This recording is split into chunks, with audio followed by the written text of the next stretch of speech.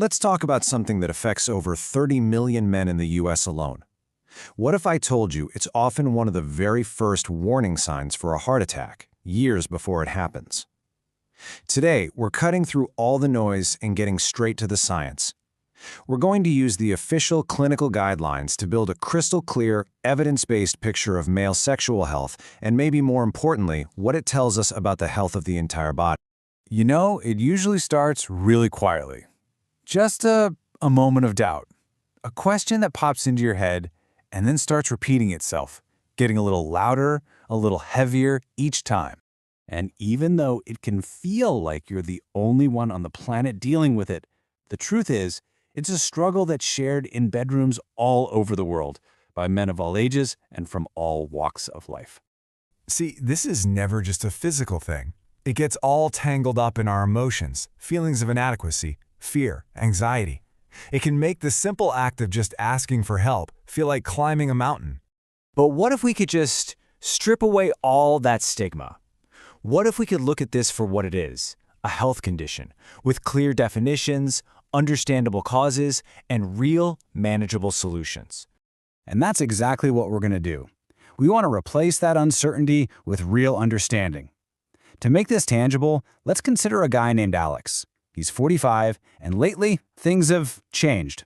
What started as maybe a one-off thing is now a constant source of worry, casting the shadow over his confidence and his relationship. He feels totally isolated, but his story, well, it's a lot more common than you might think. All right, let's start with the one that gets talked about the most, erectile dysfunction, or ED. We're going to break down what it actually is, how it's diagnosed, and the real science behind what causes it. So let's look at this clinical definition really carefully. The key words here are consistent or recurrent. This isn't about one-off night, which, let's be honest, can happen to anyone for a million different reasons. This is about a pattern, something that keeps happening and gets in the way of a satisfying sex life. That's the line between a bad day and a medical condition. So if you go to a doctor, where do they even begin with something so personal? Let's try a quick question. What's the essential first step? The answer, and this might surprise you, is B. Before any fancy tests or machines, the most powerful tool is simply a conversation. A good, detailed medical and sexual history lays the groundwork for everything else. This is basically the roadmap for diagnosis. It starts with that crucial conversation.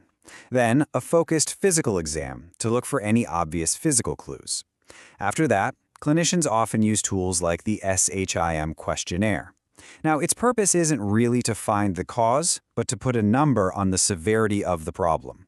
That way, you have a baseline so you can track whether a treatment is actually working. Only then, if something in the history points to it, do you move on to lab tests. And that brings us to maybe the most important point of this whole discussion. ED is very often a symptom, not the root cause. Just look at this table. See that top category? Vascular. That's about blood flow. An erection is a hydraulic event. It needs healthy arteries.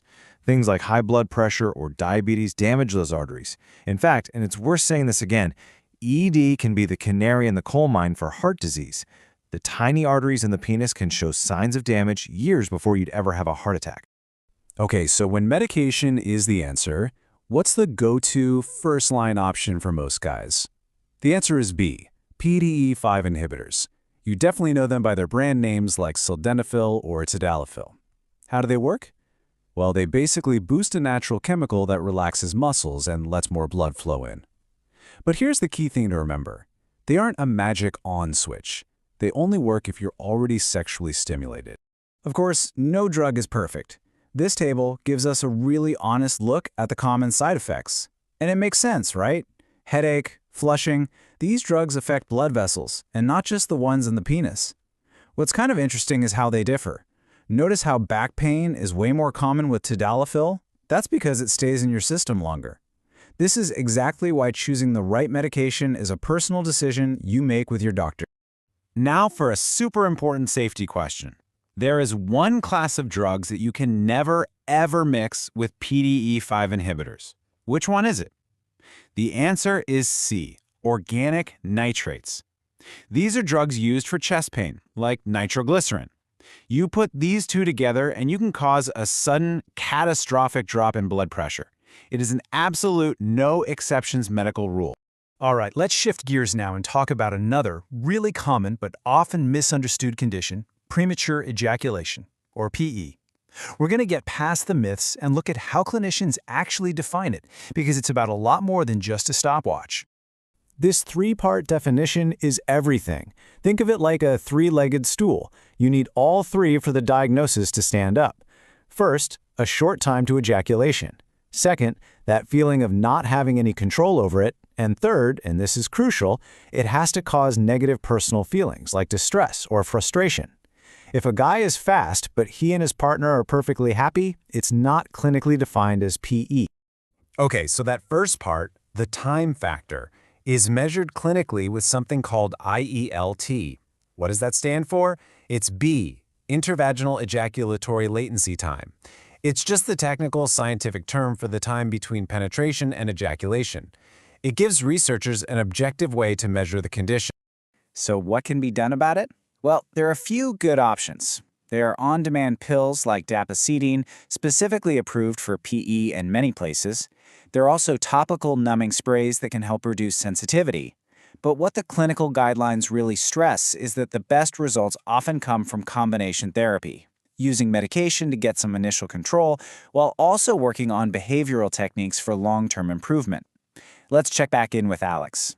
After that first honest talk with his doctor, he got a diagnosis, moderate ED, probably linked to his high blood pressure. They went over all the options, weighing the pros and cons of the different meds based on his life and his relationship.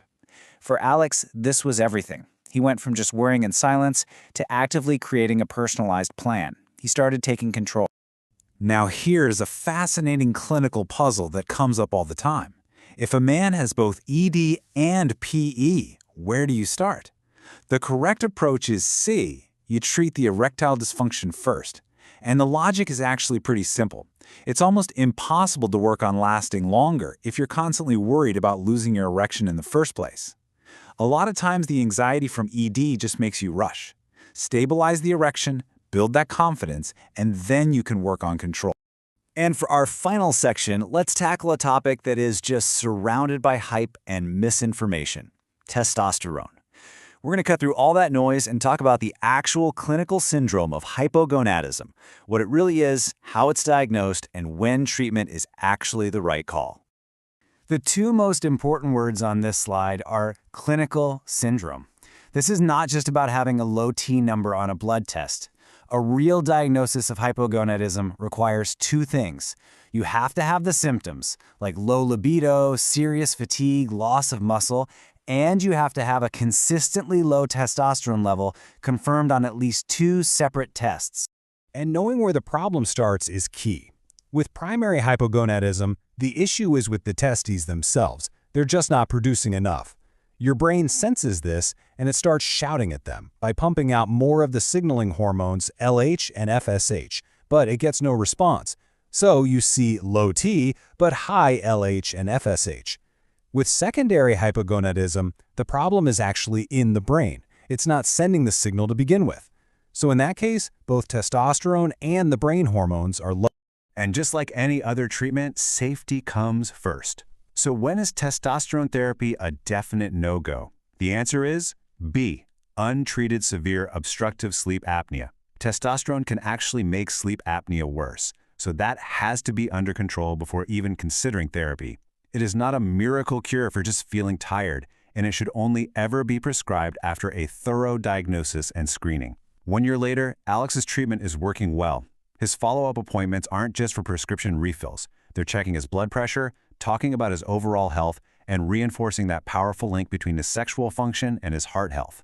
He's moved completely from a place of anxiety to one of proactive, empowered management. We have covered a ton of clinical information today, so let's bring it all home. Let's boil it all down to the most powerful, key messages that you can use to start taking control of your health journey. If you only remember one thing from all of this, let it be these 5 points. First, these are medical conditions, not character flaws. Second, the path to getting help starts with a conversation, not with silence. Third, there are so many safe, effective, evidence-based treatments out there. Fourth, the right plan is always a partnership between you and your doctor. And finally, and maybe most importantly, remember that your sexual health is a powerful window into your overall health. And that really leaves us with one last question to think about. It's so easy to see these issues as isolated problems, things to be embarrassed about or hidden away. But what if you started to see them as valuable information, a signal that your body is sending you that deserves your attention? Because your sexual health isn't separate from your overall health. It's a core part of it. So the real question is, are you looking through that window and paying attention to what it's telling you?